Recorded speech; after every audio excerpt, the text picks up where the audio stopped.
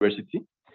He's an engineer from India, and then he moved to Germany, to Tübingen, to do his master's. With whom? With just neuroscience, the master's in neuroscience. Yeah. Mm-hmm. And then he moved to Princeton to do his PhD. So I know him from Princeton. He was the most remarkable student there, as you will see now. And then after his PhD, he moved to Stanford to work in a super well-known group with Krishna Shenoy, who recently passed away, like last January, and Bill Newsom. And so he's going to present some of that work, I think, and also some recent work he's doing at Boston University, where he recently, like 4 years ago, became a PI, a professor there at Boston University. So he works in decision making. That's the thing he likes. One of the things he likes the most with monkeys. He also trains monkeys that do physiology in monkeys, neurophysiology in monkeys. So thank you very much for coming to Mexico. Okay. And I hope you enjoy. Yeah, I think I'm just. Can you hear me okay? Or just waiting for the projector to warm up, I think. Is that right? Yeah. Perfect. Yeah, thank you, Luis, for inviting me. I'm super excited to be here. I just realized what a beautiful city you guys live in. I live in Boston. It's a wonderful academic city, but the weather is not that good. It's cold most of the year. And you know, this is my first time here, and you know, it reminds me a lot of Bangalore, which is a city in India. Lots of boulevards. If any of you visited India or Bangalore, you would see the similarities between the two cities. I'm also Luis, a lot of this work I actually owe to Luis in some ways, because I was a graduate student in Princeton, and Luis was the one who actually taught me how to train monkeys to perform cognitive tasks. So, you know, as you go through your life, you gain various skills, and Luis gave me those skills. Actually, a lot of the data that I'm showing you here today, actually, I owe to Luis helping me train monkeys on complex cognitive tasks. So, without much further ado, I would like to illustrate the kinds of problems I'm interested in by asking you to imagine a very simple scenario. Boston is a terrible city for driving. I don't know how Mexico City is, but you know, it's a crazy place, right? I mean, as American cities go, it's a pretty crazy place. You're always this is one of the mergers I have to do from this left lane all the way to this right lane in a short 300-meter distance, and everyone just wants to whiz past you. And then when you have such a context, you have to combine decision making, attention, timing, and precise motor control, right? Because if you don't have all these things together, you're actually going to struggle to actually drive in Boston. So this process where we flexibly choose and perform actions based on sensory cues in order to achieve the behavioral goals that we're interested in is, I define it as perceptual decision making, and more broadly a form of goal-directed behavior. And for the last many years, you know, I've really tried to direct my lab to understand the relative roles, circuit organization, and temporal dynamics of cortical and subcortical brain regions that mediate decision making. Our approach is to use macaque monkeys, who are social old world primates. We train them to perform cognitive tasks that involve perceptual decisions. We do a lot of rigorous behavioral tasks under rigorous behavioral control, high density electrophysiological recordings where possible. We use this approach called dynamical systems, and I will explain that in a second. And finally, use recurrent neural networks to model the activity of these populations of neurons and build hypotheses about how these areas actually interact with one another to drive decision making. Okay, so the specific question that animates all my research is, how is it that populations of neurons in these relevant multiple brain areas lead to these kinds of perceptual decisions and allow you to drive in Mexico City or drive in Boston, right? And there are many areas you could focus on, and currently I've been focused on two particular brain regions, which might be familiar to many of you in this audience, is the dorsal premotor cortex and the dorsolateral prefrontal cortex. And these are brain areas, just to orient you, this is the front of the monkey brain, back of the monkey brain. The dorsal premotor cortex is anterior to the central sulcus. It's an area which is a premotor brain area. It receives extensive inputs from the dorsolateral prefrontal cortex and indirectly from IT cortex via the ventrolateral prefrontal cortex. And more, pertinent perhaps, is and also from the parietal cortex and striatal circuits. More pertinent is when you have tasks where animals, there are old lesion studies done in Cambridge in the 80s and 70s, where they would train these monkeys to pull a handle every time they saw a blue square, or turn a handle every time they saw a red square. Then they would lesion the animals and examine the behavior of the monkeys before and after the lesion. And oftentimes lesions of premotor cortex and also prefrontal cortex to disrupt performance in these tasks. So these areas are actually involved in these kinds of like selecting actions based on sensory cues. And you want to understand how these areas, and I've been my lab has been working on 4 projects, and I'll tell you about neural population dynamics in PMD. This is a bioRxiv paper that you guys can look at, which we're revising. It's taking me a really long time to revise. And then this is new stuff in my lab where we're recording dorsal prefrontal cortex. And one of the key things is how are these 2 brain areas differing during perceptual decisions. And then there's another direction that my lab is very interested in is if I told you you could give me an electrophysiological recording and I have a lookup table that will tell you what cell type it is based on electrophysiological properties, you would bite my hand off, right? Because that means you could just do one after-tagging experiment once, and then in the future just use that approach actually understand the whole different cell types. And I won't talk about this particular, this is about modeling how multiple brain areas actually combine to lead to decisions, okay? So I will only talk about these first 3 topics today. We might not get to the final end of this, the last one, but I'll try and we can discuss that during the question and answer period, or feel free to email me, okay? So what is the menu for today? We're going to talk about population dynamics in PMD and DLPFT during perceptual decisions. We'll first focus on neural population dynamics in PMD and what properties that they have, and I'll define what I mean by dynamics in a second. Neural population dynamics in dorsal prefrontal cortex, and my approach is my effort to build a lookup table for cell types. Okay, so for most of these studies, the tasks that I've been using for the past few years is where the animals are performing a decision-making task where they're sitting in one of their primate chairs, one of their arms is loosely restrained, the other arm is free to move in 3 dimensions, and we attach a little infrared bead that we can track in 3 dimensions. So we can mimic a lookup, we can mimic a touch screen for our monkeys, so they can move their arms freely in 3 dimensions. And the monkeys have to discriminate. If there's more red than green in the checkerboard, they have to touch the red target. If there's more green than red, they have to touch the green target. And so this is a typical task timeline. So they hold in the center, fixate on this fixation cross. After a short holding period, 2 targets, red and green, appear on either side of this holding point. And then after an additional holding period, this central static checkerboard composed of red and green squares appears. If there's more green than red, the monkey has to touch the green target. More red than green, the monkey has to touch the red target. Okay? And so there's 2 key, and so it's a reaction time task. So the animals are free to respond at any time they feel like they have sufficient evidence in order to make a decision. Oh, by the way, feel free to interrupt. I drink too much coffee, and so I have a lot of adrenaline in my system. And so I just talk very quickly, and I also realize I'm in a country where maybe you guys are fluent in Spanish, and maybe I'm sorry if I overwhelm you, but feel free to ask questions, right? Go ahead. The checkerboard static. The checkerboard is static in this particular case, right? The checkerboard is static. Yeah, which one? Doesn't change. Doesn't change through time. Exactly. So the task manipulation, yeah.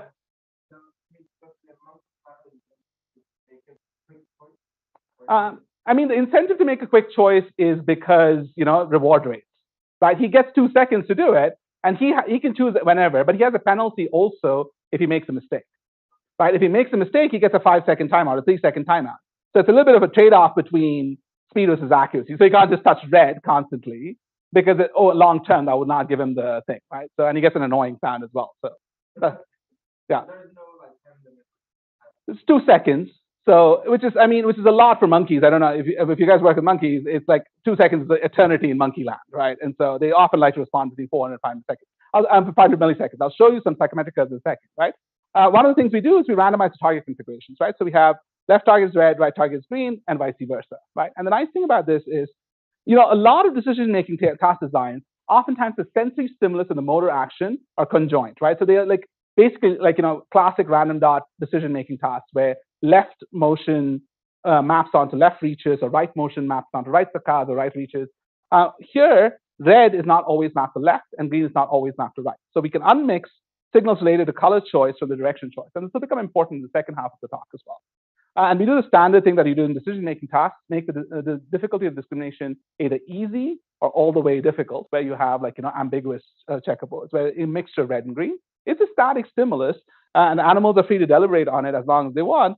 And then you have color coherences, which are the standard parameters. When it's easy, it's 90%. When it's much more ambiguous, it's 4%. So our monkeys actually do really well on these tasks. So x-axis is the sign color coherence parameter that I just described. Y-axis is percentage reported red. And when it's completely red, he reports red 100% of the time. So he's very good at the rule. When it's completely green, he reports red almost 0% of the time. So very rarely does he have lapses. And he has a very nice range of reaction time. So this is an arm movement reaction time. This is really truly a reaction time because we measure it from the onset of the arm moving from the center hole, right? So when it's completely red or green, he's like around 410 milliseconds, and it's ambiguous, he's around 560 to 570 milliseconds. And I mean, there's a huge variation in reaction times, which I'll talk about. This is the core thesis, right? And while the animals perform this task, we either record in the premotor cortex or prefrontal cortex. We make tiny burr holes on the skull. We use standard electrophysiological techniques to use. So the data I'll talk to you about today is like 996 single neurons and multi-units combined, 801 single neurons, first in PMD. And I'll tell you about my DLPST data in a little bit. We record in an unbiased manner. We record all comers. Any neuron which passes our like quality metrics or spikes, we record, right? We think that's important because I don't want to understand just the like some selected populations. I want to understand how the whole neural population in a brain area actually participates in these decisions. We use U and B probes. It allows us to get like small populations of neurons with pretty good waveform properties, and also like we can span multiple layers in cortices. I had papers earlier in 2017 where I talked about how these neural responses vary as a function of cortical depth. Okay, now we're in a good position, right? We have very nice behavior, and we're armed with electrophysiological recordings. So we can actually ask, what is the link between the neural activity that you observe and the behavior of the monkeys, right? That's the starting point we have. So, how do you distinguish? I mean, what makes you call it a multi-unit? Yeah. So in multi, and thing, I mean, it's a little bit like the answer for like the famous judge who like joked about various things. He's like, I don't know what it is, but I know it when I see it, right? And so it's the same thing with like spike sorting, right? Spike sorting is not exact science. It's like as I joke, like multiple careers have gone on to die in spike sorting because you can never be satisfied. And so when we see it very well isolated, it's usually 6 to 7 standard deviations from the noise. It's very obvious. And then we often find, a couple of units which are really hard to separate, but they're like almost co-firing with each other. Those we often call as multi-units, right? And those we don't bother spike sorting because it's really hard to separate them out. And we include them because as the analysis approach we use, for most of these things, we don't need exact single neurons, right? Okay. And so the thing is, neural responses in these decision-related brain areas are very heterogeneous. So here's examples. X-axis is time in milliseconds. Y-axis is firing rate spikes per second. The blue, this line is the Q onset, and purple is fast reaction times. Orange is slow reaction times. When it's completely this is an example of a neuron which might look classical to people, where it increases for one of the choices, in this case, left choices, and it's like lower firing rate for right choices. And you can see it separates as a function of reaction time. It also separates as a function of the stimulus difficulty. Other neurons actually maybe have something going up and going down. Others maybe have much more complicated profiles. Some go down, and you're like, I don't have a good hypothesis for this. Others may respond late in the period. Others actually have both down and up, right? And this is the thing that, Krishna Shenoy, my former postdoctoral mentor, just realized that a lot of these association brain areas have a lot of heterogeneity. I mean, you can come up with simple schema to say, okay, this is an increasing neuron, which is what I did, and this is a decreasing neuron, this is peri movement. You can keep doing it, but then it just becomes like a form of stamp collecting, right? You're like say 23 of these, 32 of those. That feels very satisfying, but it's actually really not an understanding, right? That's just us describing our data using various metrics, right? So instead, what we end up using, we think, okay, look, what is neural activity in one area has to influence neural activity in other brain areas. So the way we want to think about it is, let's say you have some state in the system. So we assume that dx over dt, which is the change in a state, is some function of f of x plus u. Right, so x is a measure of neural activity. For instance, in our particular case, we consider it firing rates. F is the recurrent dynamics in the brain area, and use the input of the region. And so you have something like initial conditions which set the initial state in a system, and then you have the recurrent dynamics in the system which evolve forward, right? And in this way, you just have an emissions process. The individual neurons are just a readout of this low-dimensional dynamical system which is embedded in the circuit. I don't know if that makes sense. And how do we actually extract this? And let me give you a concrete example of one technique which can allow you to extract dynamics, right? You can use dimensionality reduction. Let's say this is a simulated example where you have 3 neurons, R1, R2, R3, and they look like kind of complicated. And then let's say in population space, they might actually, if you plot them in population space, R1, R2, R3, they might actually live in a low dimensional manifold, actually, which is a sinusoid. And so, techniques like PCA, DPCA, there's like a laundry list right now. Like you can keep going and going, and you have all these techniques, and different ones have different properties.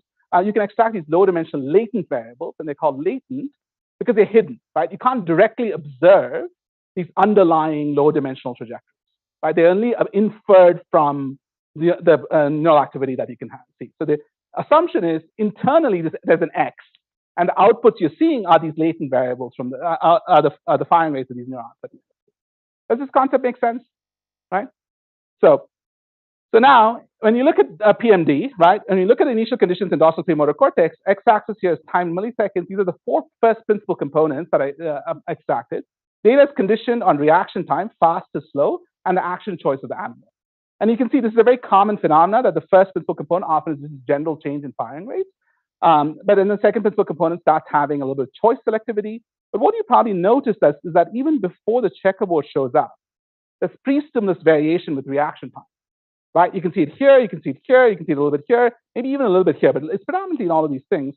And if you actually plot PCs 1, 2, and 4 with respect to each other, you can see even before the checkerboard is shown up, right? I mean, this red dot is when the checkerboard is actually going to show up for the animal. But even before that, for the faster reaction time trials, it's in a different location, starting point in state space, compared to the slower reaction time trials. And you can also see that the neural activity started to sneak forward a little bit, if you think about it. It's like already moving, the firing rates are already changing when the stimulus comes in, right? And we are very driven by, sensory input comes in and does something. But actually, our internal state of our brain actually controls a lot of our decision making and actions as well, right? So in this particular case, you have this like lots of pre-stimulus variability, and that when the stimulus comes in, that combines with the initial condition that you have to lead to these dynamics. Does that make sense? Right? Good.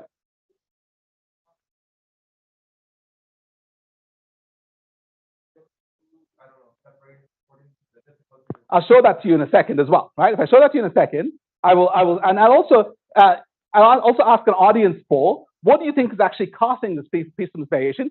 Think about it and hold it in your head for a couple of minutes while I get to a couple of slides. Okay? All right. You guys can think about like what are your best guess for what is changing the pre-stimulus state. Okay? And so you can see the activity is like kind of this like slow versus fast in this particular case, right? And you can do various analyses. We chose to use this analysis, which quantifies these trajectories using an approach called KINET. It's called kinematic analysis of neural trajectories. So the way that analysis works is you take a reference trajectory. Let's say you take this blue cyan trajectory, and you ask, okay, when did the firing rate on this trajectory reach the closest point to this particular point? Let's say you take this red dot as your reference point. You ask, when did this like reach the closest point to this reference point for this particular blue trajectory and for the orange trajectory? You would expect that the blue would have already gone to that reference point earlier than the orange ones, right? The orange ones are meandering, they're kind of going, but the blue ones already accelerated and gone way past that particular point, right? And it also tells you what is the nearest distance from the cyan point to this blue point. And this is called this KINET analysis, and that's what we did. So this is the position, and you can see the cyan is your reference trajectory, and you can see all the fast reaction times are on one side of that reference trajectory, and all the slow reaction times are on the side of the reaction trajectory. And if you measure the time, so the cyan trajectory, the time is always the same, right? Because it's the reference. The faster ones would have reached a point, if you take this point at -200, right? It will reach, like in the reference trajectory, the faster ones have already reached at a -400. So it's already accelerated past that point. It's like, if you had two racers, one started out a little bit further ahead, the first racer would have gone past that point much faster than the other one, right? And so that basically, but the speed and the velocity, the position and the velocity of these trajectories depend on reaction time in this particular case. Okay. So the red point is when checkerboard came on, right? Like this is when the checkerboard actually came on in this particular case, and you can see these blue guys are already like like they move forward a little bit. It's like, and there are many mechanisms which could like lead to something like that. For the aficionados in the audience, it could be that there's some sort of gain in the system, right? Basically, there's a gain in the system which is changing, or EI balance, or there's common shared inputs. All of these could like explain some of these results, right? So the thing is, what we realized, I thought, okay, maybe these things would also correlate with choice. But it turns out this is actually a single trial analysis where we take a single session. You have like, let's say 1,500 trials from your monkey, and you've recorded like 23 neurons. You can pass it to this dimensionality reduction technique called LFATS, which is a single trial analysis approach. And it gives you these trajectories, which tells you, these are actual single trials performed by my monkey. And the blue are all the fast reaction time trials, and the red are all the slow reaction time trials. for the easiest difficulty, right? And you can see that there's like the separation in state space even on single trials. So it's not some trick of averaging that I've done or some weird thing that has happened. But in contrast, we didn't see left. If the animal chose left or animal chose right, you can see eventually it separates out nicely into left and right clouds. But in the pre-stimulus period, they're all mixed together. So it's not that the animal is, biased towards left or biased towards right. It's an overall, urgency to move, right? The animal wants to move quickly on some cases versus the other case. Okay? Now is a good time to take the poll. What do you think leads to faster and slower reaction times in this particular context? Any guesses? Confidence is one option. What do you say? Yeah, that's one thing too. So who thinks it's outcome on the previous trial? That's one thing, but we look for that effect, and that didn't have a huge effect at all because our animals are pretty well trained, and we start the task when we give them breaks. Like they do it in like 500 trial blocks, and they eat food in the middle. They're just like having like the best time they can, and so that was not a huge factor in ours. But the previous trial's outcome is an effect. So our animals, like any other, I just want to do some statistics on this. Basically, I want to show you that if I decode choice, it's at 50% chance even before checkerboard onset. But if I ask you how much variance in neural RT is predicted by the neural activity, it's substantially 14% from just 23 neurons. It's not like thousands of neurons. It's just small numbers of neurons. Actually, there's an overall state in the system which makes the animals go faster or slower, right? And this was your question where you ask what happens when you organize by the stimulus dynamics, and we'll get to that in a second. When I do this according to the stimulus, you can see all of the trajectories overlap with each other, right? And you can see that initially before the checkerboard onset, but after the checkerboard comes on, you split as a function of the difficulty of the stimulus. So there's two effects in here. There's the initial conditions in the network, and then there's the inputs, and together they decide the speed of your dynamics. So it'll be like if I told you, okay, it's like Sunday morning and you're going to go to the airport, and it's not like you're very relaxed and you're driving there, versus you have half an hour to get to the airport. Your response to the red light is going to be very different compared to when you're like relaxed in this particular case, right? And so we did some, and so this is within each coherence, you still see the same effect. So when it's completely easy or completely hard, you still see the pre-stimulus tiling by reaction time.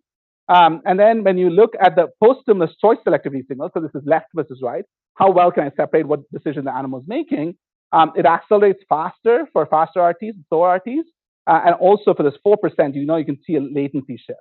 And if you take the average firing rate in this particular location, or the average latency, which I'll talk about, the latency is a little bit more. So if you're in one initial condition, your latencies might be really slow, right? And the slowest dynamics, the conclusion from the slide is the slowest dynamics happen is when you're feeling, when the monkey is like in the slowest initial condition state, and the hardest difficulty is when he's really, really slow, right? In terms of like deciding what the animal is going to do. And as we just talked about, the outcome of the previous trial has a huge influence on our initial condition. I'll show you the single trial analysis. All the magenta lines are after the animal made an error. So those are the post-error trials. And all the blue ones are after the post-correct trials. Our animals, just like humans or other animals, show this phenomenon called post-error slowing. So after they've made a mistake, they're a little bit slower on the next trial in reaction time. And that actually manifests in these pre-stimulus states, and that can actually explain the reaction time variability. So the way our animals operate in this task is they'll get one correct, they get a tiny bit faster. It's kind of hard to see, but they get a tiny bit faster. They make another correct trial, they get a tiny bit faster. Then they make an error because they've had the timer, they kind of reset, and then they have the slowest reaction time, and again, the process repeats itself.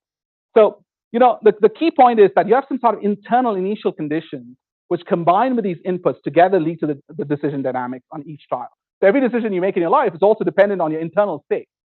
And the thing is, we all think about, we've done the stimulus manipulation. In my monkeys, stimulus explains 10% of reaction time variability in one monkey and 2% in the other monkey, right? So that kind of tells you a lot of internal variability, and that's, I think, true of all decision-making tasks. The average is very well modulated by the stimulus, but the variability around that average is dependent on your internal state, okay? So that's I'll just summarize this and I'll take a question, right? So I really think of population neural activity in these brain areas. Individual neurons are obviously important, as we'll get to the last portion of the slide. Initial conditions correlate with RT, but not choice. Post-stimulus choice-related dynamics depend on both initial conditions and sensory evidence, and the initial conditions are altered by the outcome of the previous trial. And the next step will be to identify what circuit models can predict some of these dynamics. I mean, there are many, and slightly a degenerate problem with this data at hand. Okay? Question? You could see the previous and correct trial either to the right or the left, differently represented. I have not looked at that actually. That's an interesting point. Whether you can also find the outcome, what choice the animal made. That's an interesting question. We've not looked at second order history effects like that. We've just said, okay, is it an error or a correct trial? It could be that when you made an error left versus error right, error right, whether that leads to these things. I think, one of the things that you realize also, when our reviewers are like, wait, you don't see pre-stimulus bias as choice? I think the randomization of the target configurations forces them not to pick a particular side. I think that helps a lot because our animals, even if you plot as a function of left-right evidence and the psychometric curves, you see very little bias. It's not useful in this task to have that bias because again, timeouts and reward rates, right? So they don't have bias for color either, right? Exactly. It could be the other choice bias. And so in a monkey which we had to recently not use anymore, that monkey was had all the effects that we were talking about: color bias, direction bias.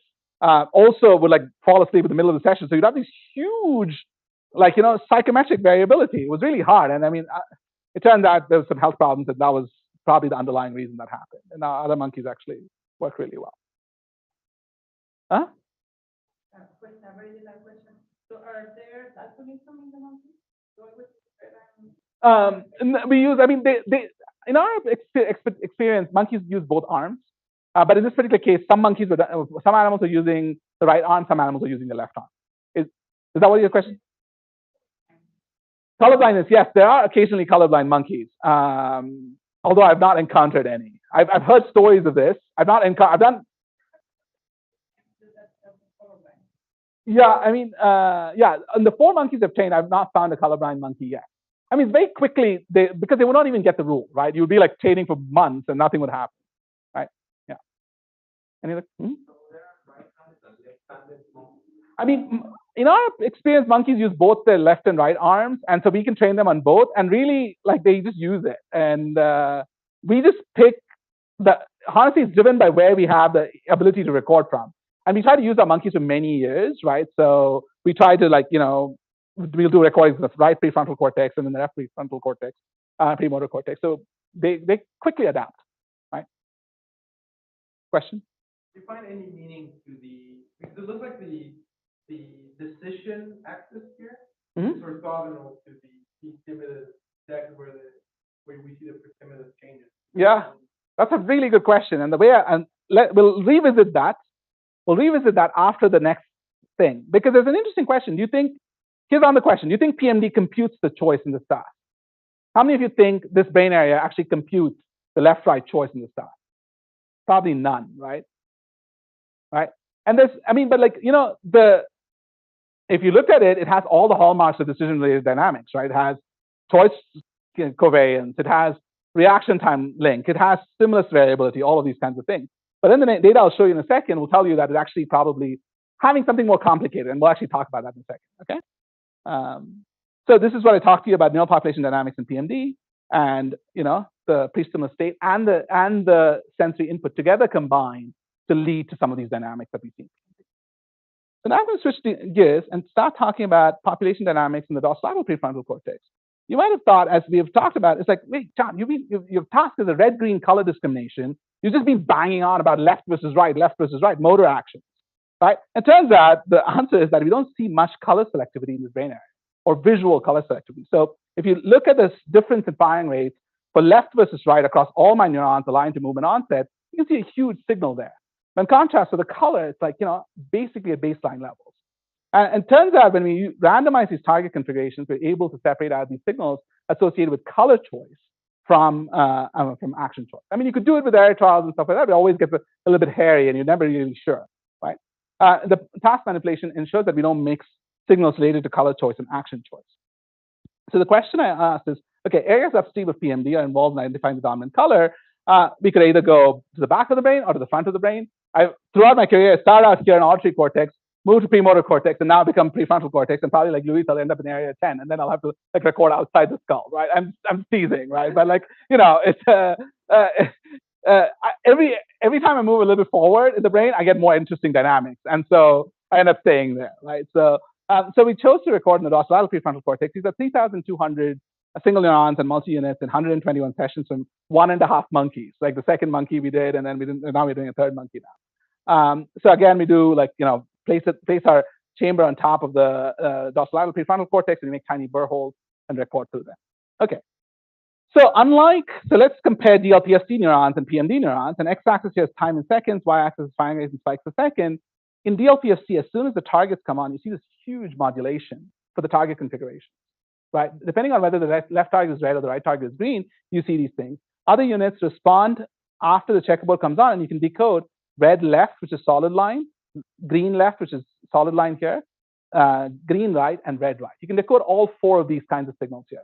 In contrast, if you look at DLPFC signals, they don't respond to the targets. I've not seen a single caudal PMD neuron respond to the targets yet, right? And they just respond at the time after the checkerboard turns on. They have the separation based on choice, action choice.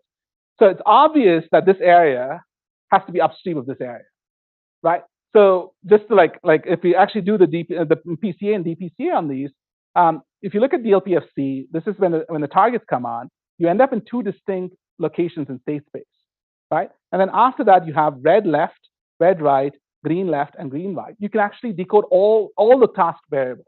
You can decode color choice, you can decode action choice, you can decode target configuration from these populations. In contrast, if you look at PMD, this is just like everything pooled together, right? This is just largely action choice related signals, right? There's very little, like after the targets come on, there's no movement in the state space or movement in firing rate. Question?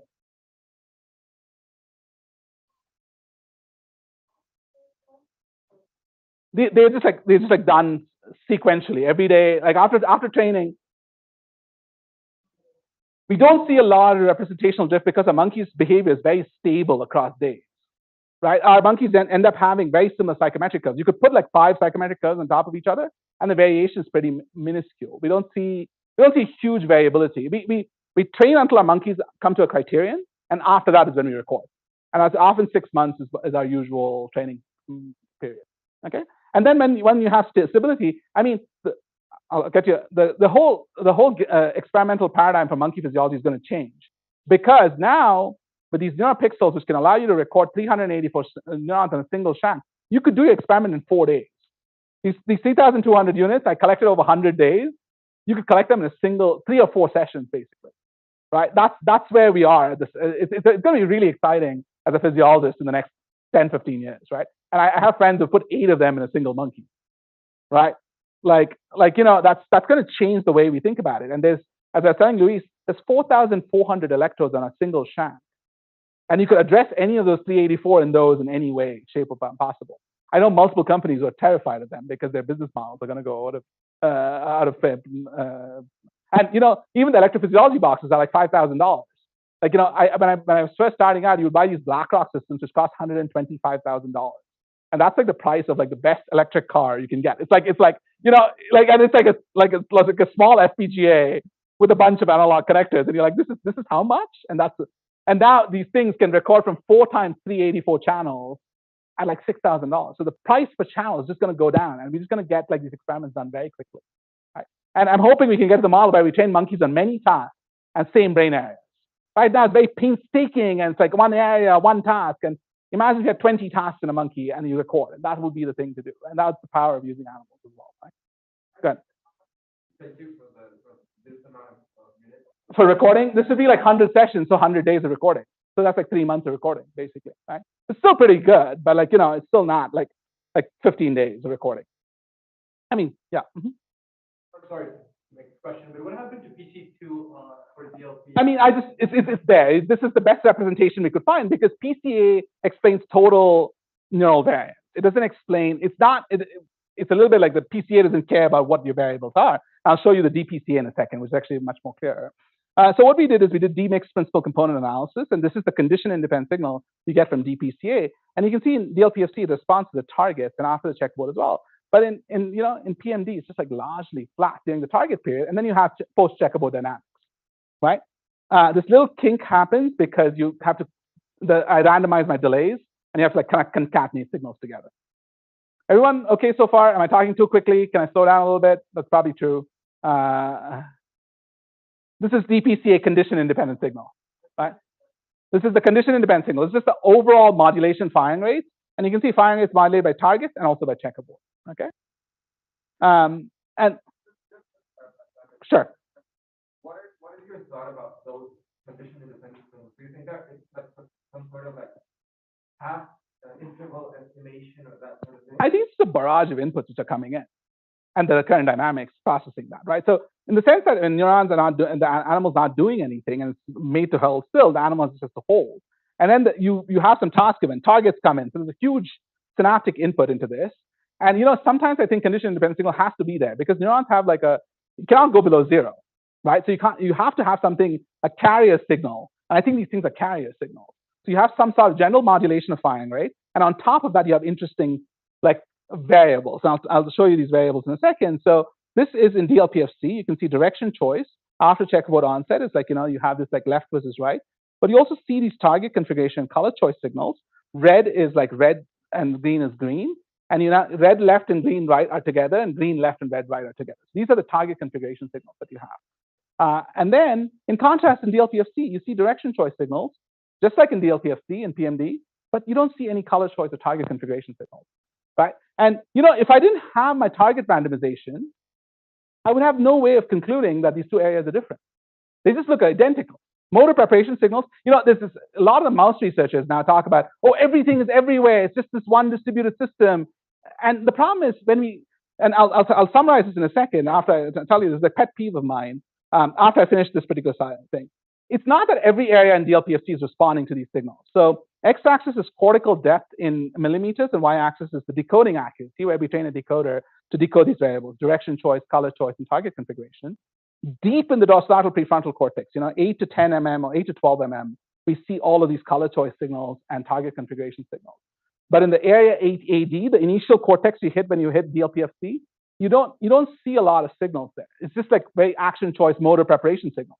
Only deep in the sulcus, where you have DLPFC D and V, which probably receives all the input from IT cortex, is when you start seeing color choice signals and target configuration signals, right? And so, there's like all this evidence that, deeper in DLPFC, you have more inputs from the temporal lobe, whereas the dorsal aspect gets more of the parietal cortical input. Okay, and so.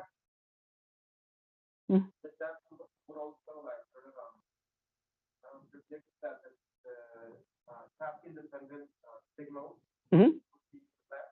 in the deeper area because there would be less input. Exactly, it'll be less input. Yeah, I think that if you just have a general modulation of firing rate, your condition-independent signals will be very high. In fact, you can see they probably explain like 75-80% of the variance in a lot of times. They just fix general modulation firing rate. Every time you do DPCA, you just get this huge change in firing rate, and then the signals you're interested in are often 5-10%. Right? And that's why I call it as a carrier signal. Right? A carrier signal exists, and on top of that, the interesting modulations exist. Right? And that's what we end up seeing in these areas. When you look at dorsal versus ventral, you see differences in DPCA that the target configuration signals are present in both areas, but color choice is really strong in the deepest aspects of DLPFC. And so I think DLPFC V and D are these areas. There's 46D and V are the areas which are very interesting to record from if you wish to record. So before I finish this section, one of the things I also wanted to do is in these task designs, I use a design where the left target is red, right target is green, and then the checkerboard comes on after I show the targets. But the animal knows the stimulus response mapping. So the way to solve this is in a spatial manner. One of the things I was asking is like, what happens when you have decisions with working memory? You often do, I need to buy milk, and then you can go and buy milk later, right? What happens in those kinds of contexts? So we often ask the animal to hold, in this task design, we ask the animal to hold in the center. We show the checkerboard for 900 milliseconds. So the animal is just viewing the stimulus.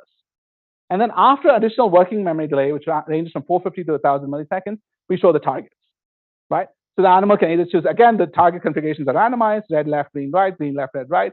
And so the animal has to do something in this period, keep either the stimulus in his memory or some sort of categorical choice.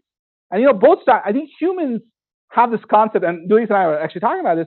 Humans have the concept of red and green. I don't think my animals have this concept of red and green. I think they can recognize a red flower and a green flower, But because I don't think they like verbal, I don't think they have the concept of red versus green. So there's two ways you could solve this task, right? One way is take a snapshot of the stimulus and then recover it at the time you need to like act, or convert this into a categorical choice.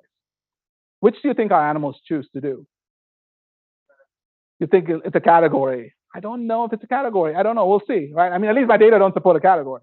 So I think my monkeys actually likely store the stimulus in working memory. And here's my evidence for this, right? And so this is the behavior of our monkeys. X-axis is time coherence. Y-axis is RT in milliseconds and percentage responded red. And when it's completely red, you know, it's pretty good, but it's at 80% here. When it's completely green, it's actually a little bit better in performing the task. But you can see even when he has like lots of time to view the stimulus, he still has a large amount of reaction time variability. He goes from 540 milliseconds to 700 milliseconds. This to me is evidence that he's like recalling something from memory. And when we test humans on this task, human reaction times are flat as a function of stimulus difficulty, right? They just respond in 350 milliseconds because you can say, oh, that's red. I'll just choose red, right? There's a little bit of like an interesting thing. I think I'm getting towards the cognitive skill sets of monkeys. So I know from all of the people who've done this, we have 3 monkeys who have this kind of like reaction time curve. One monkey in Canada from John Kalaska's lab actually has a flat reaction time curve. So I don't know where we are in this particular. He's a genius monkey. He's like figured out categories. Which one? The monkey doesn't care. So the monkey can solve it in either way, and he's fine. And we care that they solve it in a particular way. But you know, multiple strategies can actually work for solving cognitive tasks.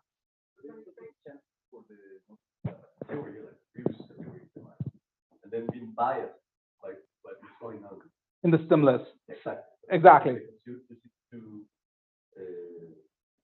initial positions of the reaction time, so red and green. Exactly. And that's because he's slightly worse for red than green, right? That's basically happening. And so he might have green and not green as his categories.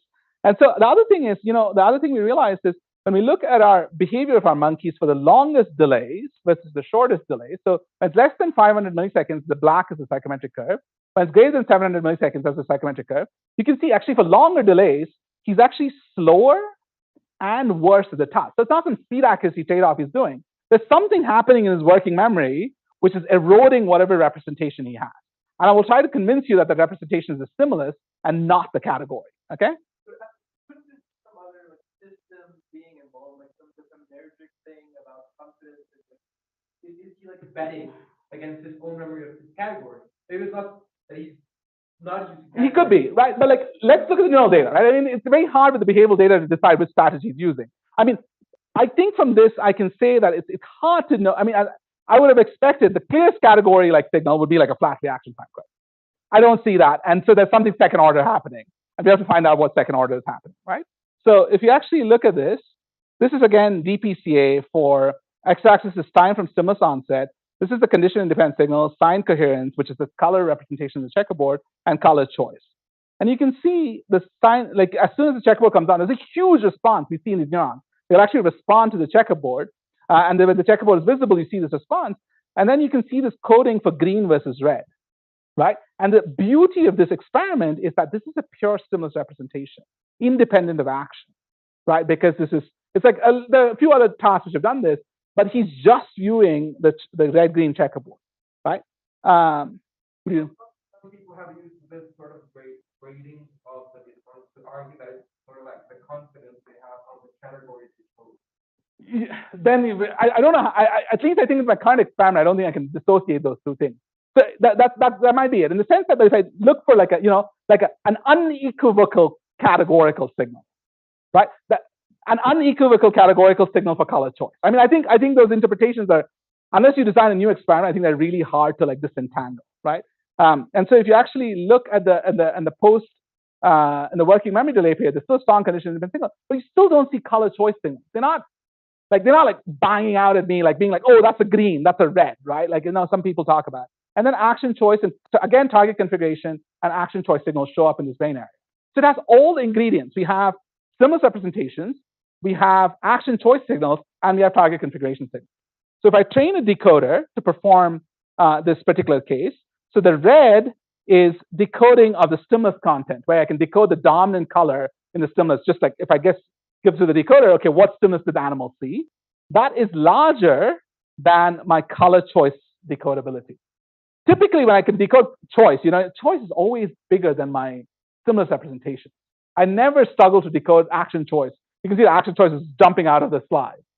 But these subtle, like this perceptual, I started doing this experiment because I wanted to call it an abstract perceptual decision.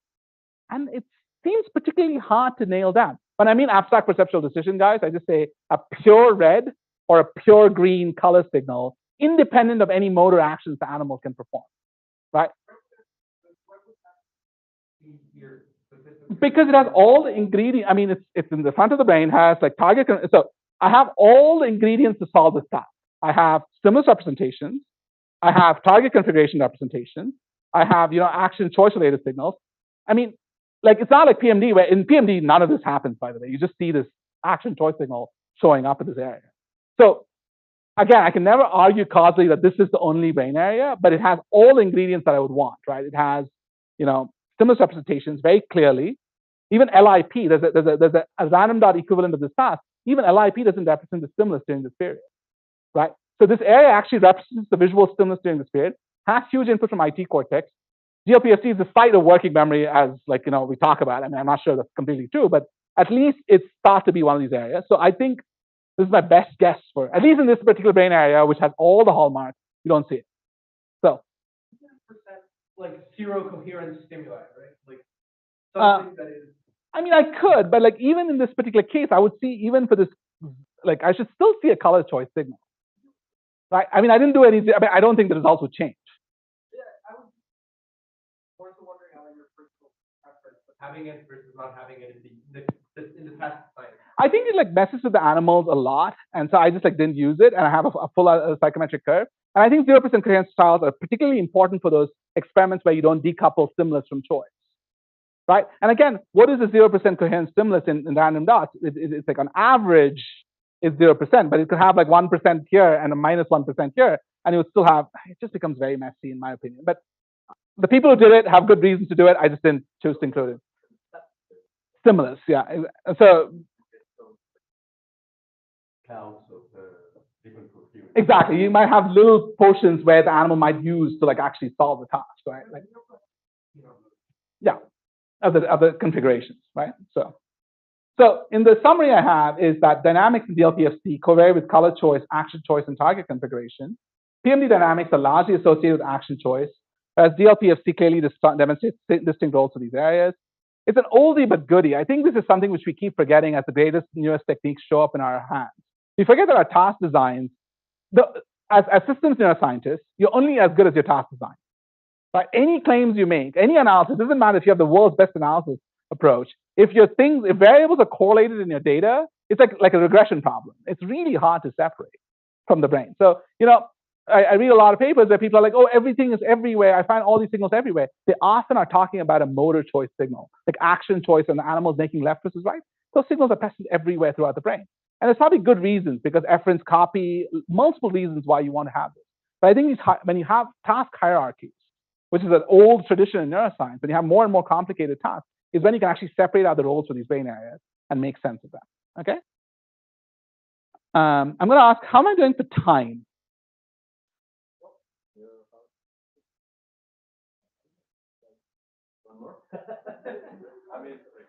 It's up to you guys. I could stop here. It's a great stopping point, but I just want to like shop a little bit. I don't want to like keep people from their lunch or their experiments, that kind of thing, right? So,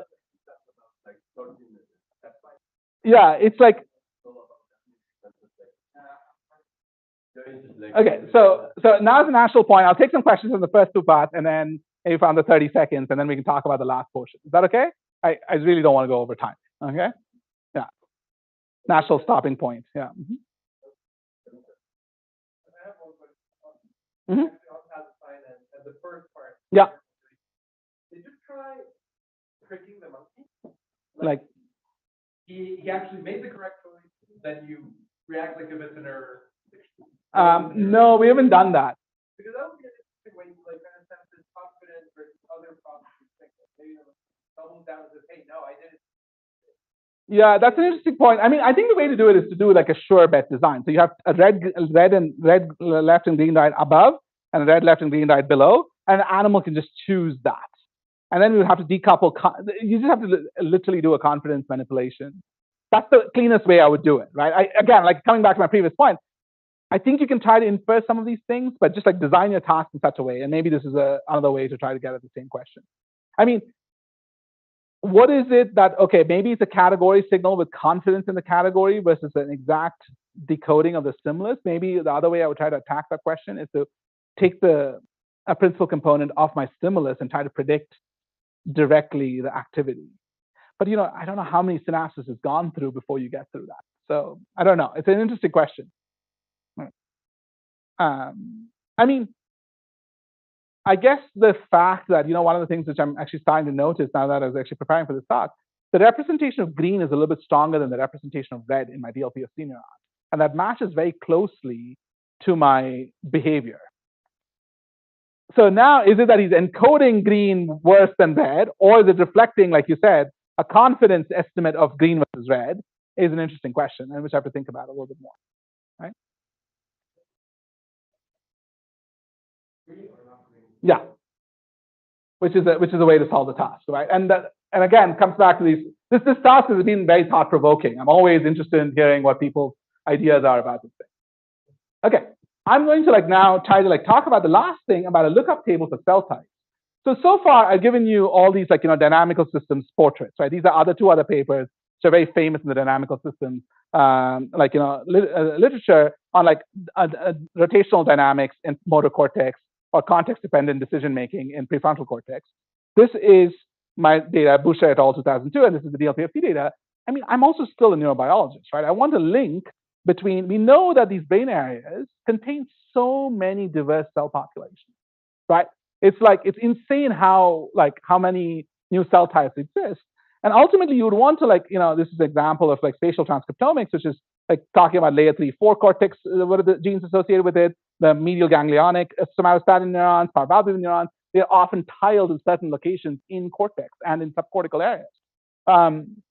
They often specify which areas these neurons actually participate in and lead to the dynamics that I'm analyzing at a very coarse grain level.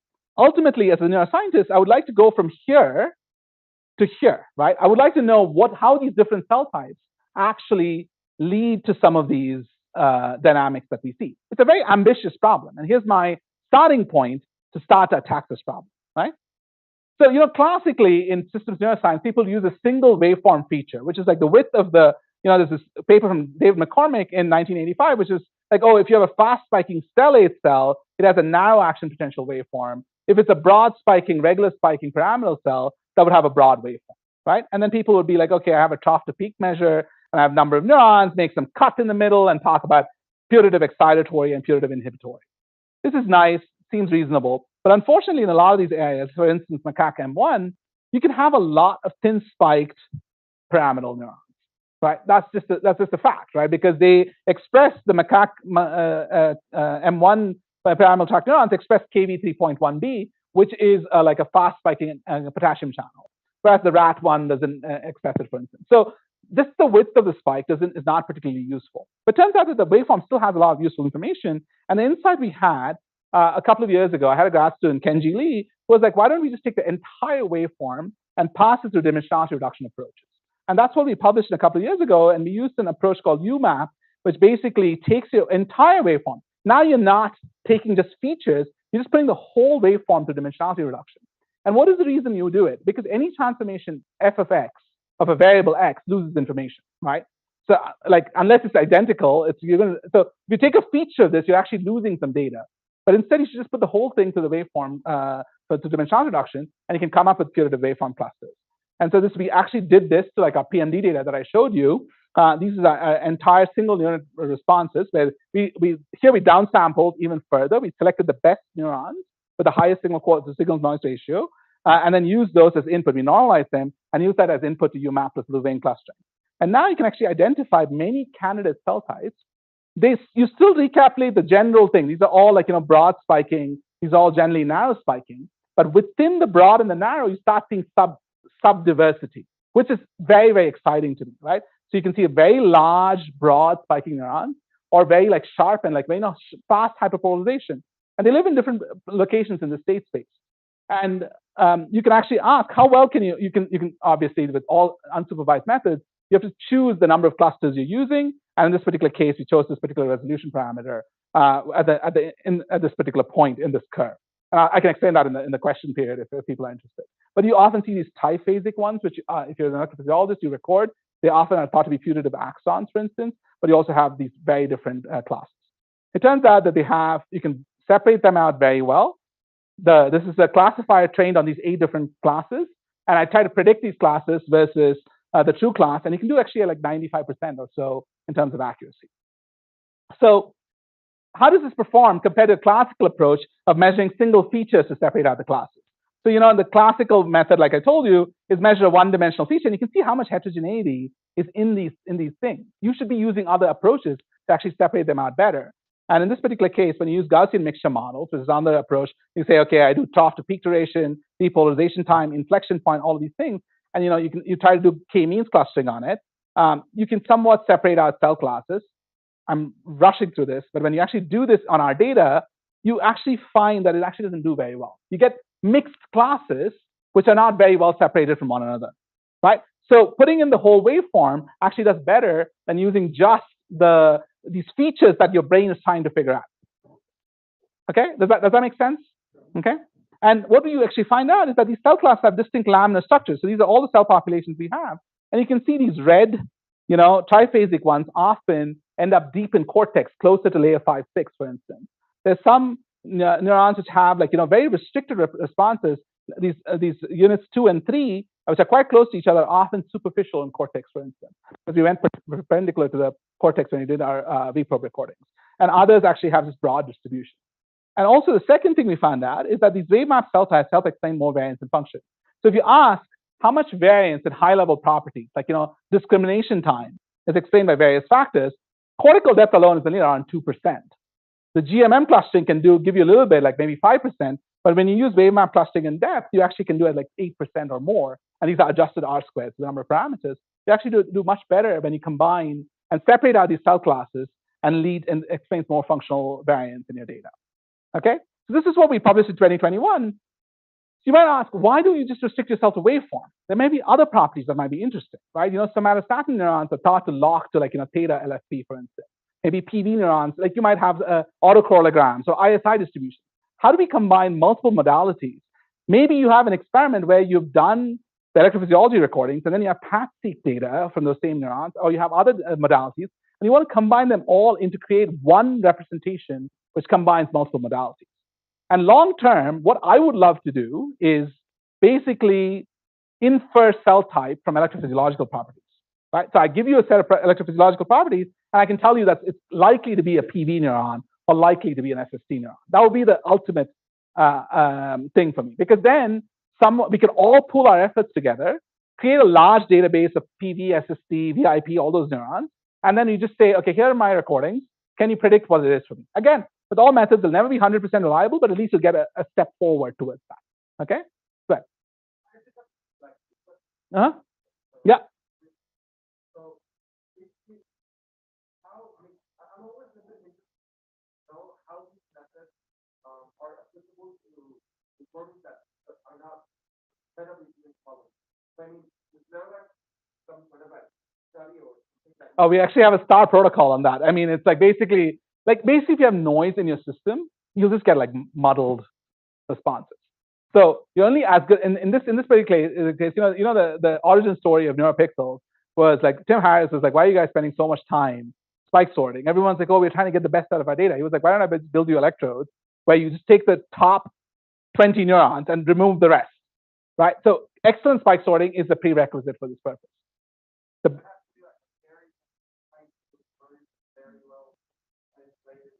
Exactly, with low ISI issues, basically, we'll give you the greatest results.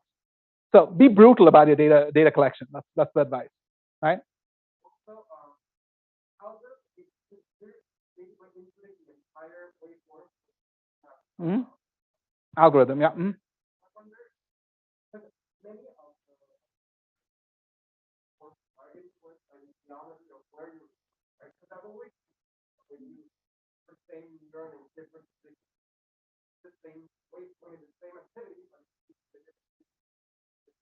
So in the dendrites, you'll see, so at least the literature I know, in the dendrites, you'll see this first up and then a negative.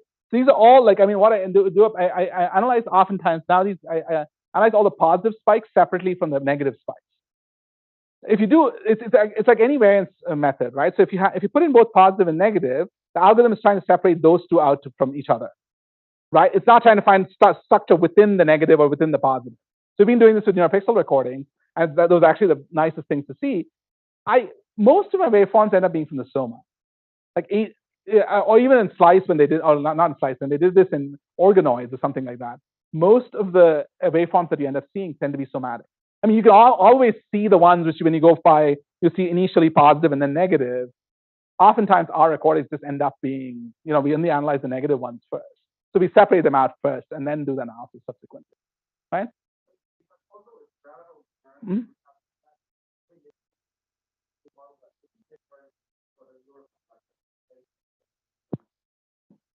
And now, actually, when you start, like when you have multi-channel electrodes, you can actually put in the multi-channel waveform in. And so now we can actually see back-propagating action potentials. So with high density electrodes, you can actually get the back-propagating action potentials, and that can be put in as your overall feature. Instead of just a thing here with traditional single electrodes, you have a single measure, and now you can just put the whole thing, and maybe there'll be even better things like doing ICA on it or something like that to get like the best independent components, and then you pass that through subsequent UMAP, for instance. So those are things which are coming, right?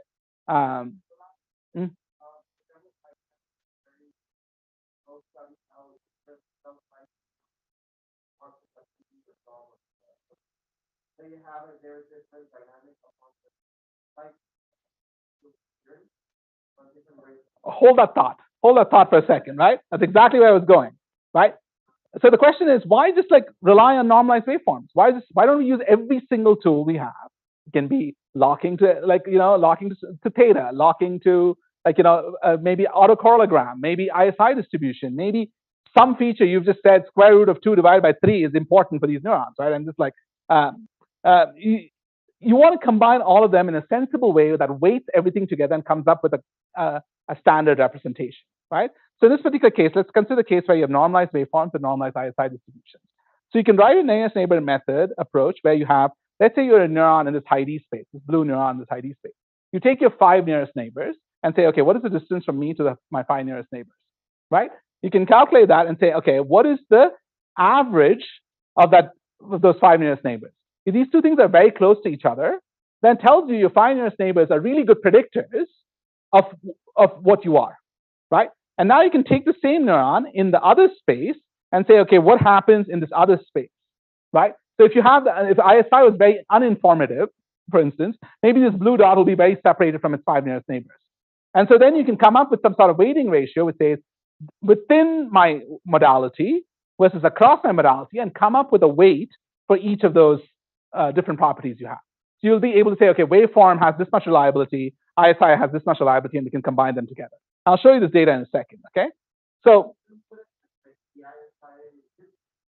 exactly, you can just input the ISI histogram, smooth ISI histogram, and really you can choose any like binning width to do this, and then you can put ISI distribution, we put PSTHs. Let's say I was thinking the analogy I have is, let's say you're recording a particular area, you might have a localizer for your neurons, right? Like fMRI studies, if you want to identify FFA, you flash faces and you find FFA. Right, so imagine you doing something like that. Maybe it's just if you're recording the hippocampus, it's a rat running through a linear maze before you do your experiments, right? And that's your localizer for that particular. So PSTH might be that kind of PSTH, not your task PSTH, because you want to hold out some data to analyze your task. You might have some simple modalities that you would combine, right? So in this particular case, multiple modalities are actually informative. Here's 3 different modalities that I considered. Here's the wave. This is juxtacellular data, which is probably the nicest quality data you can get from recordings. This is waveform shape. This is interspike interval, and this is peristimulus time histogram, okay? Red is excitatory layer 2-3. Blue is PV of layer 4. Yellow is excitatory layer 5. So they did this through a combination of optotagging and self-filling, and that's how they know what the ground truth is. And you can see even the waveform space, you can see the separation of like these different candidate cell types. This is what makes me comfortable about my UMAP and WaveMap results, right? When I applied it to a ground truth data set, I'm actually not just seeing a jumble of things. I'm actually seeing something sensible happening here. And that gives me a lot of confidence in what's going on, right? So you can see these excitatory cells, somatostatin cells, PV cells are separated. And you can, again, ISI is maybe a little bit informative, and PSTH is a little bit informative. How can we combine all three together, right? And through this nearest neighbor method, you get one combined modality representation. These are all the excitatory layer 4. You can see they're really nicely separated out. FS is separated out here, and somatostatin and E5 are separated out here. Okay, this is an ideal case where you have the ground truth labeling. Oftentimes, you want to ask, I do unsupervised clustering, like Louvain clustering on my representation. How close am I to these kinds of like ground truth? And so I did like I performed ground truth clustering with Louvain on these things. And you can see I can really identify excitatory layer 4 and cluster 1 are actually quite close to each other. And you're getting to FS4 and FS5 getting a little bit closer to each other. So we're getting there. We're not there yet, right? We need more multi-channel waveforms, additional features, all those things we can put in. But you can already start to get these two things to get from purely from electrophysiological features, you could infer cell type, right? And you can do this calculation for just the full FISMAP implementation, which combines the kitchen sink, really. I call it the kitchen sink approach. It's ISI, features, the locking. I don't care, really, right? And I really shouldn't care. I should just put everything I can use to identify. This is if there's a secret to machine learning, just put in everything and then figure it out, right? And so FISMAP does way better than waveform, PSTH, or ISI. And you do it in such a way that you don't lose information. You can even the harder to decode ones, E5 and FS5, in a supervised setting, you still decode quite well these representations, these cell types, compared to just the original modalities itself. Which one? This is a gradient boosted. I'm trying to figure out how to use the graph decoders. I still haven't figured that out. This is just a gradient boosted, I think, decision tree. That's what it is. It's the carrot package in R, which allows you to type various decoders. I mean, it doesn't really depend on what decoder you use. It's all cross-validated for sure. Okay. But here you didn't put any I didn't, but I did it in another data set. So I used the Cell Explorer data set. I don't know if you guys are familiar with this. This is from Buzaki Lab and has like very heterogeneous data set. I really wanted to test these methods. It actually works well in that too. I can send you the poster if you guys are interested. We had that co-sign this year. Exactly. Yeah, it does really well. I mean, so that's what I'm saying. So it's like you should use every single feature that you can find to combine to like find your best representation, right? Like, where is it? What's here? Is it as good as ISI or better than ISI? Because you have some. Yeah, you can see ISI PSTH waveform. You can see waveform is the best, and because waveform I think has the highest relationship to the transcriptomics. The space one. I have to go look. It was one of 14 features that we put in. It was like autocorrellogram, decay, tau. I don't know which modality it was. And actually, honestly, to some extent, I don't care because our goal is to infer cell type. Okay, there's a biological question about what oscillations do. And then there's the lookup table question. And the nice thing is now if I build a representation like this, right? Like if you give me your waveform and ISI and PSTH, I could give you, or let's do simple ones, waveform and ISI. I could give you a back probability of what cell type it is, right? I mean, these are all steps towards, and I understand, and maybe some of you are thinking, why don't you just build the best classifier that you could ever build? That's true if you have all the ground truth labels. If you have all the ground truth labels, build the best classifier you have. The best deep neural network decoding algorithm is what you should use, right? But we're in this weird supervised, unsupervised setting. So right now, my lab is starting to do optogenetic tagging in monkeys, which is a hard problem. To try to do the same thing, this is a mouse data set, try to do the same thing in monkeys as well, right? Mm-hmm.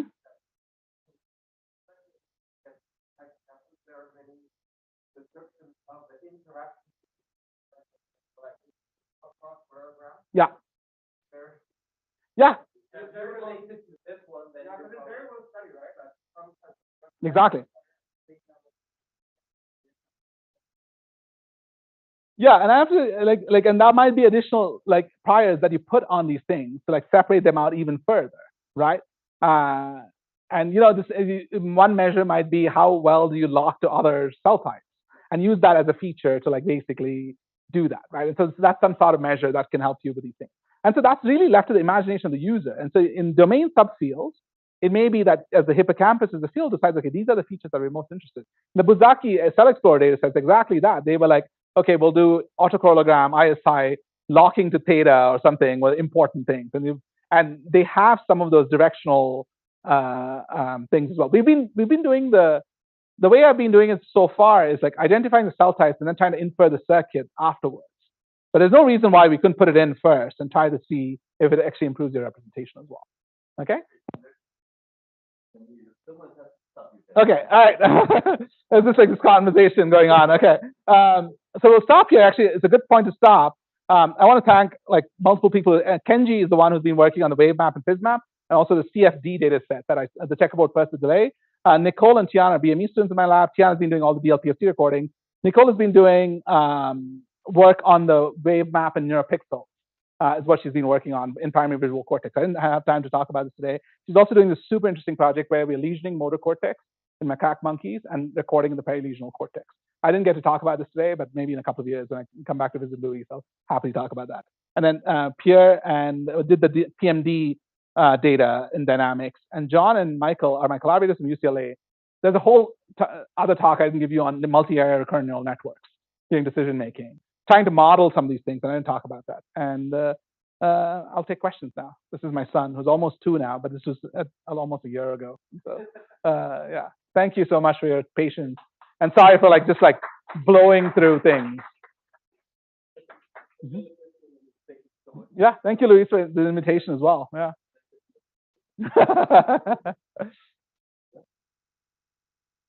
Yeah, thank you so much. Yeah, I really enjoyed visiting as well. Yeah. Yeah. Thank you. Mm-hmm. Was it like an hour and 15 minutes? Okay. Wow.